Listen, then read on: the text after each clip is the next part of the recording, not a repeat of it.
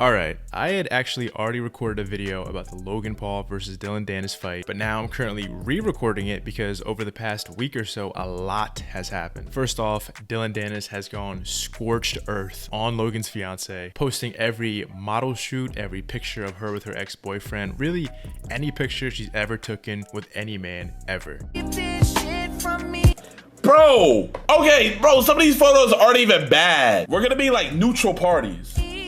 I sucked a in a football stadium full of people once. God fucking damn it!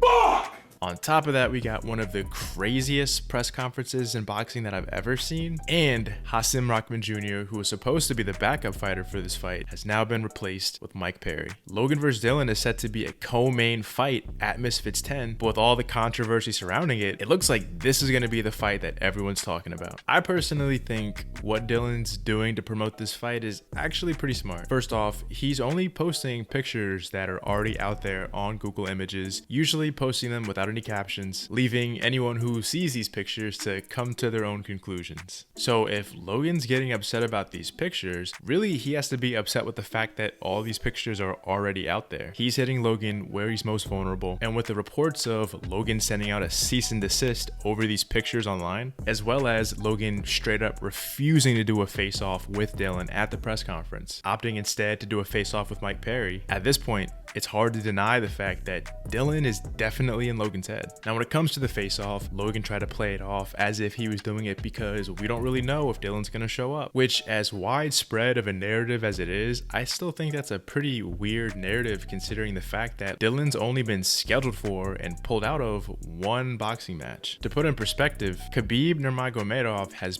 pulled out of 5 fights over the course of his career. I know a lot of the crossover fight audience isn't too well versed when it comes to the ins and outs of how real fights are set up and how they fall apart, but people pulling out of fights is a pretty regular occurrence, unfortunately. Now when it comes to Dillon being inside Logan's head, though Logan has been involved in boxing matches dating back to like 2017, I think, he is still a relatively inexperienced fighter, and where that lack of experience rears its head the most is when it comes to composure inside the ring. So if he goes into this fight letting those emotions get the better of him, and then you think about the fact that he has not been shy as of late to express that he feels like he's the better Paul brother when it comes to boxing, there's a really good chance that Logan goes out there with an early KO on his mind. And we all know that it's the same aggression that leads to big knockouts that can also lead you to getting knocked out. Now, Logan did attempt to kind of get back at Dillon at the press conference, but the best he could come up with was baking a cake in the shape of Dillon after he's been knocked out,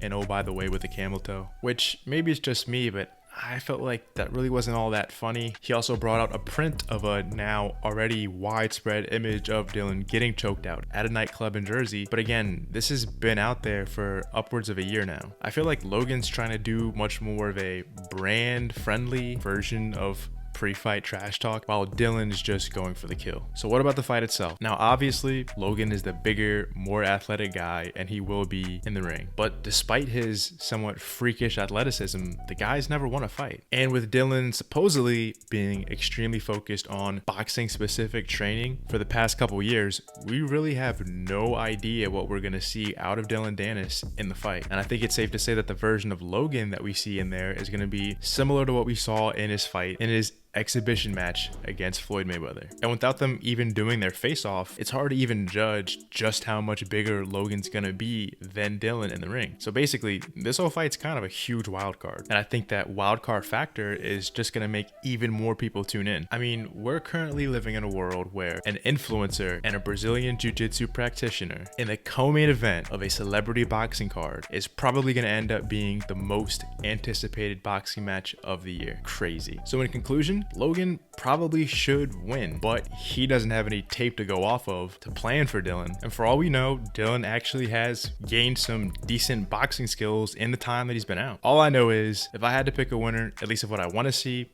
I want to see Dillon get his hand raised just for the absolute shit show that comes with Dillon Danis, after all this time off and after talking the craziest shit in the build up to this fight, actually come back and get a victory. That being said, we still have a bunch more time before October and another press conference to go, so I'm sure some more of the outlying questions surrounding this fight will finally get answered in due time. Until then, we'll just have to wait and see. Thanks for watching.